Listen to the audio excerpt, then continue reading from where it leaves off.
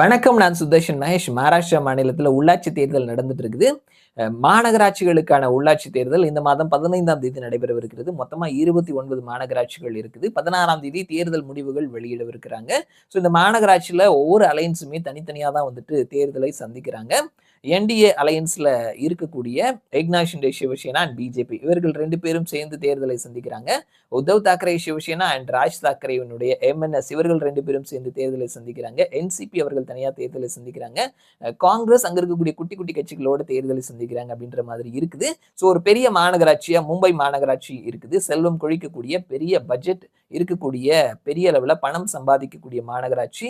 So 227 இடங்களை கொண்ட மாநகராட்சியில 114+ இடங்களை கைப்பற்றுபவர்கள் ஆட்சியை பிடிப்பார்கள். தொடர்ந்து மும்பை மாநகராட்சி சார்ந்த கருத்து கணிப்பு முடிவுகளும் வந்துட்டு இருக்குது. எப்படி ஒரு சட்டமன்ற தேர்தலுக்கு எல்லா நிறுவனங்களும் கருத்து கணிப்பு முடிவுகளை வெளியிடுவாங்களோ அதே மாதிரி ஒரு மாநகராட்சி தேர்தலுக்கும் எல்லா நிறுவனங்களும் கருத்து கணிப்பை வெளியிட்டு இருக்கிறாங்க. அந்த அளவுக்கு முக்கியத்துவம் வாய்ந்த தேசிய செய்தியா எல்லாரும் பார்க்கக்கூடிய ஒரு மாநகராட்சியா மும்பை மாநகராட்சி இருக்குது. ஸோ இந்த வீடியோல நாம திவ்யான்ஷ் அவருடைய ப்ரெடிக்ஷனை தான் தெரிஞ்சுக்க போறோம். மொத்தமா 227 இடங்கள் 114+ இடங்களை பிடிப்பவர்கள் ஆட்சியை கைப்பற்றுவார்கள்.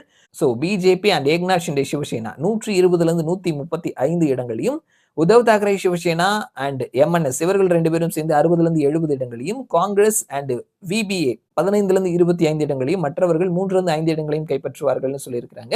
BJP and Shiv Sena minimum seat பிடித்தா கூட 120 அவர்கள் மெஜாரிட்டியை கிராஸ் பண்ணி போறாங்க.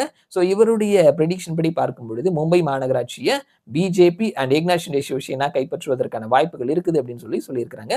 மறுபடியும் நான் உங்களை இன்னொரு வீடியோல சந்திக்கிறேன். அது வரைக்கும் நன்றி.